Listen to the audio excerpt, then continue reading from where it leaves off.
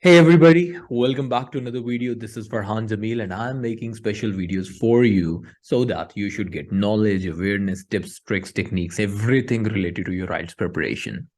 And I'm really glad that you guys are watching these videos and getting benefit from these. How do I know? Because now you guys have started making requests to make some specific videos. And this is the response that we have started receiving after only 2 weeks of this channel. And I must also mention one more thing. In the last week, the whole week, I was not making videos because I was traveling, I was busy with the family. That's why I could not record further videos. But from now to onward, I'll try my level best to keep uploading at least one video a day. And those who are watching these videos, I went to the analytic yesterday that 90% of the people, in fact, the viewers are not the subscribers. So only 10% are the subscribers and rest of the people are not even subscribing the channel. I won't ask you to do that because even if I do so, and I usually don't ask this thing in the videos because people who are going to do this, they will do anyway. And people who are not going to do this, I don't know, like it's better to push them or not, but still, if you can, do subscribe because that is more like an appreciation for the person who is making the video. Okay, now, in this video, we are going to talk about those 4 techniques, very important techniques, which usually are followed by the student who score 7 band, 8 band, or even 9 band in the right speaking test. Now, this is my own personal observation that students who score good band, yes, their English is good, of course, they are following all those general things, but these are additional things they apply into their speaking and they actually get the benefit of these things. I'm going to reveal those 4 secrets for those techniques, which will help you as well to score really good band, even if you have moderate English or a middle, or you can consider very good English, still you have to follow these techniques. First and the foremost technique is never ever make your examiner realize that you are delivering a learned or a memorized answer. As you know, in IELTS speaking test, they are not going to ask you any difficult topic over there. These topics would be related to the life only. And when we start practicing through the IELTS Cambridge book, or even when we start taking any sort of coaching from any IELTS center, training center, or even when we start watching videos on YouTube, most of the topics that they share over there are the same. And there is a probability that you might get one of those topics in your real exam as well. If you are experiencing a topic in your exam, which you heard already, which you prepared already, or which you might be have read that how to answer the question, you have read the sample answers.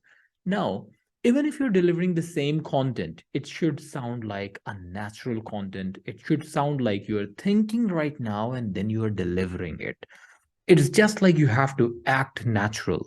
It's just like if you just talk about any actor in the world and they are working in a movie, we know that movies are always scripted, but the way they deliver their dialogue, it sounds like, it seems like they are feeling it.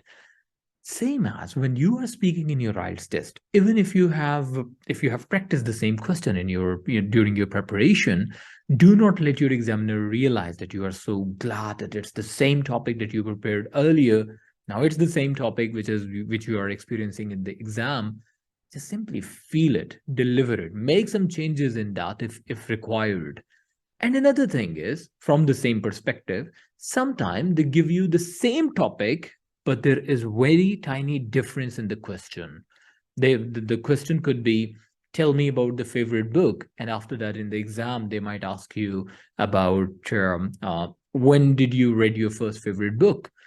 Or anything related to that. If the questions are similar, but maybe they are changing a bit of the context of the question, pay attention to that thing. If you are delivering something which is not being asked in the question, it also gives the impression that this is a learned answer. Always feel what you are saying. You should mean it when you are saying. Your body language should be exactly connected to what you are saying. That's the number one thing. Number two, never go off the topic. Off the topic means you are adding on extra information which was not even being asked in the question. This is also related to the first part. Because when you are going off the topic, your examiner will realize that you must have prepared it already, you must have crammed it, memorized it, and you are just speaking it without even considering that this was not being asked in the question.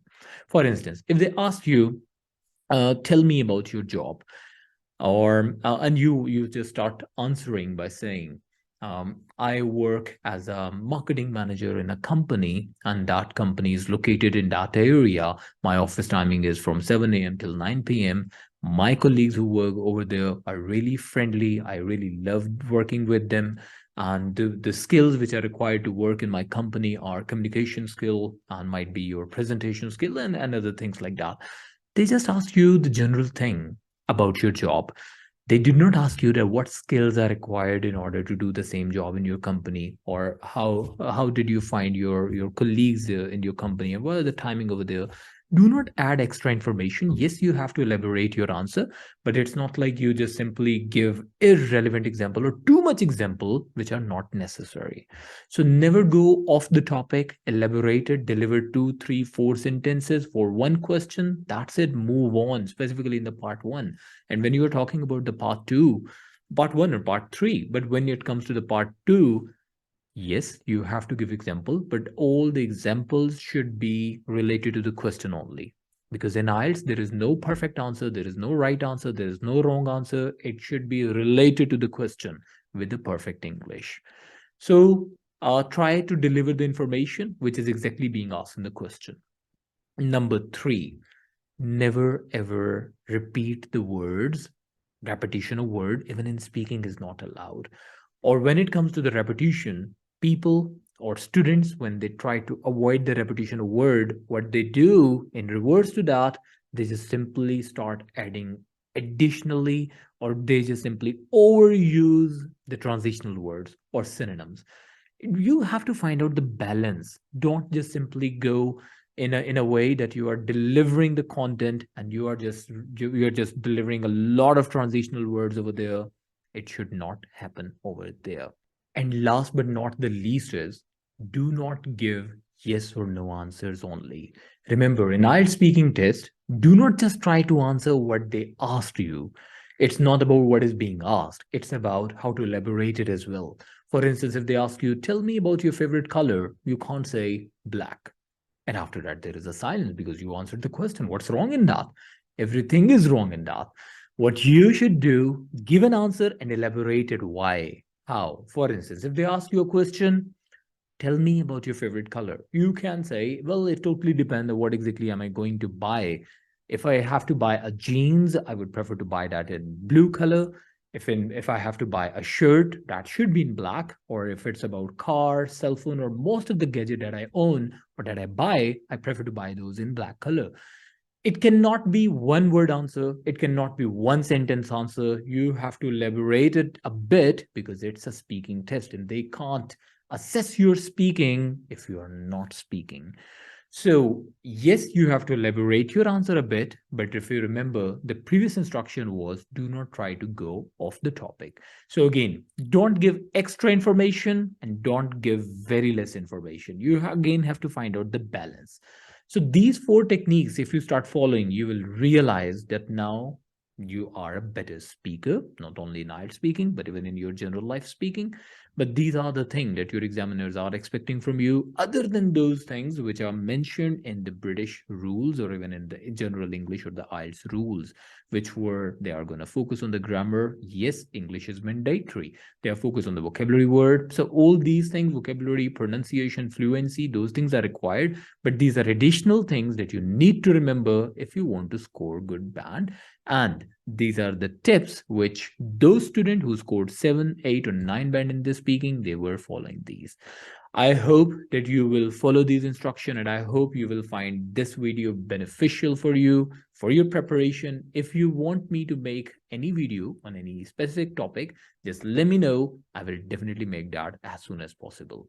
Till then, take care, stay blessed. Bye bye. Allah Hafiz.